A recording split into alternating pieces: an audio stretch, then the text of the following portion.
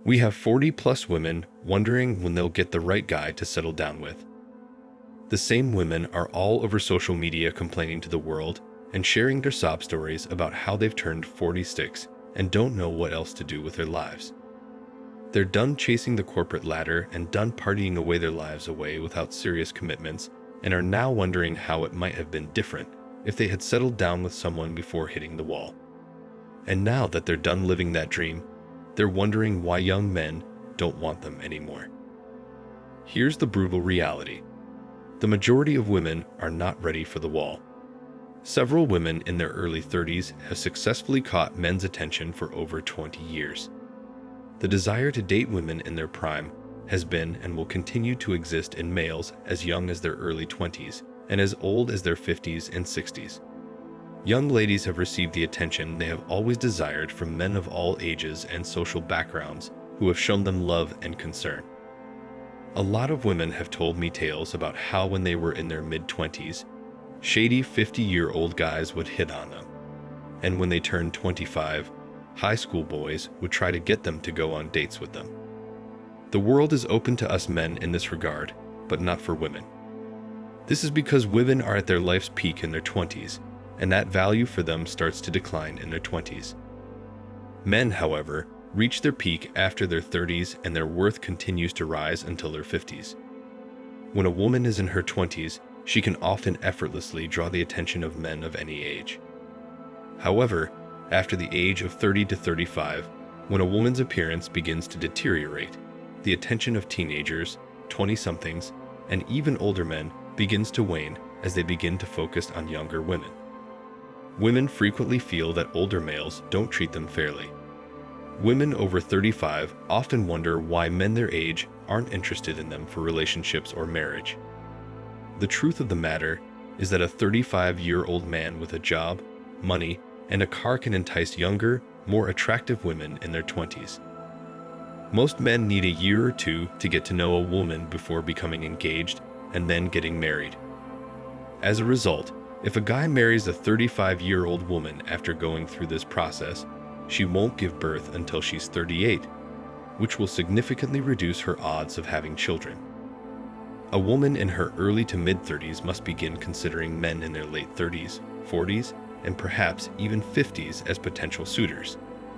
Many of these older men are now the only ones left on the market because they've already had children and marriages. If these men are divorced, they likely already have children and might want a second wife. Some of the mid-30s women I know don't seem to want to accept this. They claim that only older men are looking at them, and they find it repulsive. These same ladies spent their 20s hopping from one fling to another, and now they're confused about what happened.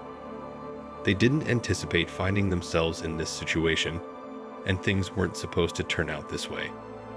Many of them find it shocking that men select women rather than women selecting men. It's challenging for women to accept that they aren't being pursued in the same way they once were, since the natural order of relationships has been turned in favor of males. Only a small percentage of guys who have been physically burned by women have an understanding of the plight of women in their 30s are now the men they choose to date instead of the entire male side of the human race. It's even worse for women who have an obsession with having babies. They don't care how they can get one because they desperately want a child. They will sleep around unprotected and claim to be taking the pill when they are not. I met a man who had 3 children in 3 years with 3 separate women, all of whom claimed to be taking the pill. He is currently supporting 2 children and residing with the lady who gave birth to his 3rd child. I used to believe that once their friends started having babies, a lot of ladies my age would start having children as well, especially in the group of individuals I hang out with. Many of my female friends who are in partnerships and are in their mid-30s have decided against having children at all. A lot of the ladies in groups of 10 to 15 who hang out together choose not to have children. Due to the fact that these 35-year-old ladies are still partying and clubbing as they did in their 20s, the few women who did have children are no longer accepted into this particular social circle. I find it revolting that women go to Cougar Clubs in an effort to meet 25-year-old males. Most of these 25-year-old males only worry about getting laid, which severely undermines the self-esteem of many women. However, they don't seem to give a damn. They want to continue the party for just a little bit longer before they reach middle age because they need the attention of young, handsome men. Many women experience the second wall in their early to mid-40s, and by that time, many have lost the capacity to entice even 20-year-old gentlemen who are only interested in physical intimacy. They typically begin gaining weight and enter menopause at that time. Asian and Black women age more slowly than white women, yet once they start to lose their beauty, many of them age rapidly. In the space of a few years, a 38 or 39-year-old Asian lady may transform from looking like she's 29 or 32 to looking as if she's in her early 40s. I may not be seeing the wall that appeared 10 years before she turned 40 since I am a white dude. If I'm incorrect, do let me know. This is simply my observation, and I'd be interested in learning more about this specific issue. Because women have historically had the reproductive advantage when it comes to passing on their genes, they typically reach maturity earlier than men do when they are teenagers. This is because the earlier women reach maturity, the better the chances are for the survival of our species, particularly during periods in our history when resources were scarce. However, because they flower earlier, they will also wither earlier as well. Women are more likely to be drawn to men who have access to resources and money, and intelligent men who put in the effort and save money will only grow more appealing to women over time. Men, on the other hand, are drawn to women because of their capacity for reproduction. The aging process can be compared to a game of poker full of deception and other types of misdirection where both sides are involved. For example, if a man and a woman were playing poker in their early 20s, the man starts with 1 chip and the woman has 90, but by the time they are 35, he has 85 of those chips and she has only 6.